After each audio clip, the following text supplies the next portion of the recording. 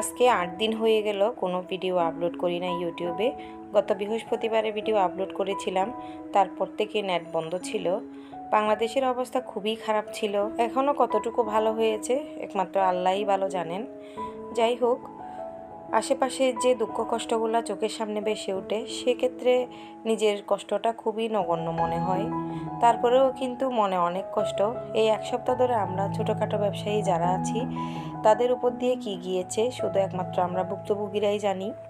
2020 সালের করোনাতেও এরকম খারাপ অবস্থা যায় নাই।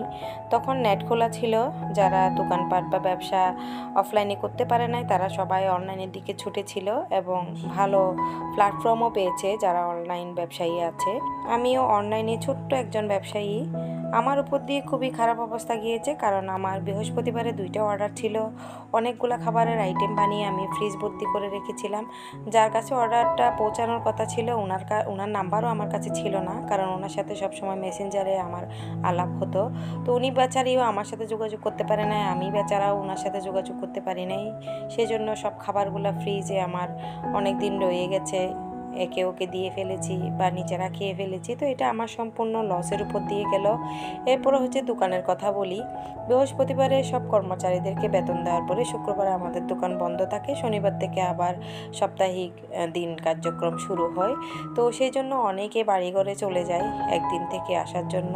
সবাই ওরকমভাবে বাড়িতে চলে গিয়েছিল। এরপরে তো তারা এক সপ্তাহ আসতেই পারে নাই। তারা আসতে না পারলেও কিন্তু তাদের বেতনটাই চলছে, আমাদের কোনো ব্যবসা হয় নাই। কিন্তু মাস শেষে তাদেরকে টাকাটা আমার পেড করতে হবে, কারণ আমিও মানুষ, ওরাও মানুষ, আমাকেও বাঁচতে হবে, ওদেরকেও বাঁচতে হবে। আমি না বাঁচলেও কিন্তু ওদেরকে বাঁচাইতে হবে, কারণ আমার দোকানে যত কর্মচারী আছে সবাই তাদের পরিবারের একমাত্রই উপার্জনক্ষম ব্যক্তি।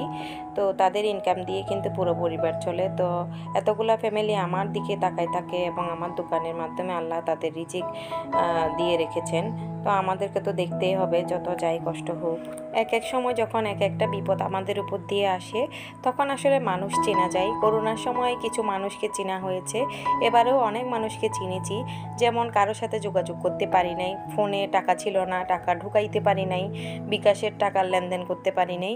সেই জন্য কেউ একটা ফোন দিয়েও জিজ্ঞেস করে নাই যে আমরা কেমন আছি, ভালো আছি কিনা, বা গণ্ডগোলে আমাদের কোনো ক্ষয়ক্ষতি হলো কিনা।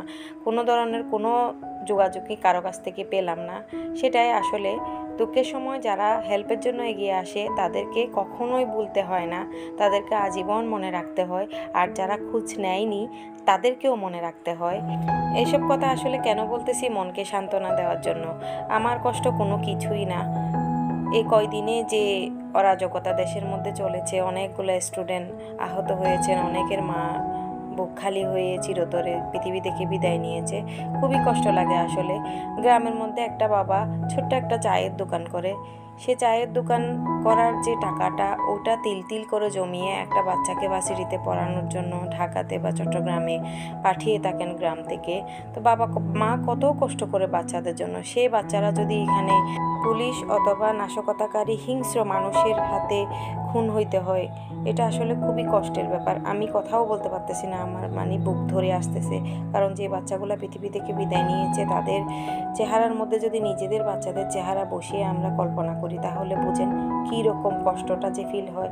তো আমাদের এরকম লাগতেছে, আমরা টিভির পর্দায়, মোবাইলের ভিডিওতে এসব দেখে যদি আমাদের মনের অবস্থা এরকম হয়ে থাকতে পারে, তাহলে যার মায়ের একমাত্র সন্তান পৃথিবী থেকে বিদায় নিয়েছে ওই মায়ের জায়গায় নিজেকে কল্পনা করে দেখেন তো।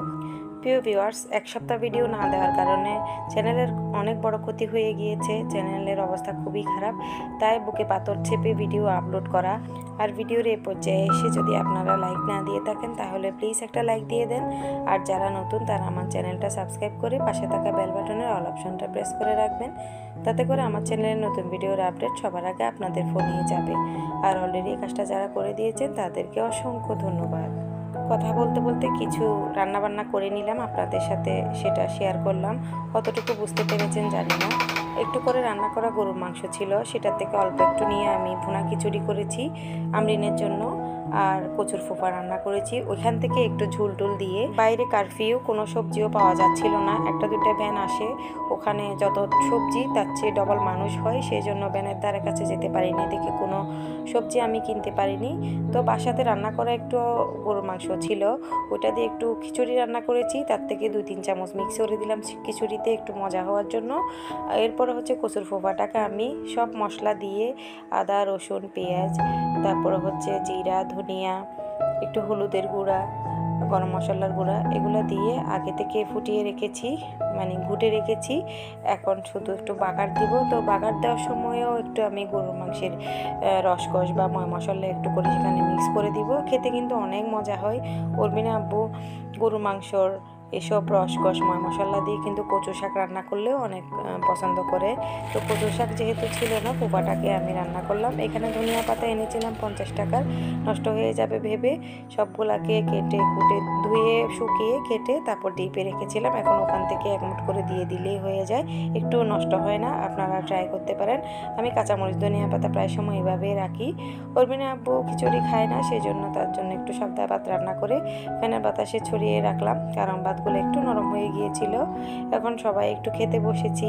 কারফিউতে বাইরে যেহেতু যাওয়া যাচ্ছে না, সবাই মিলে ঘরের মধ্যে অবসর অলস সময় কাটাচ্ছি, আর টিভির পর্দায় বিভিন্ন নিউজ দেখে মনে কষ্ট পাচ্ছি। তো সবাই সবার জন্য দোয়া করবেন। আজকের ভিডিও এ পর্যন্তই, শীঘ্রই হাজির হব নতুন ভিডিও নিয়ে। আল্লাহ হাফেজ, আসসালামু আলাইকুম।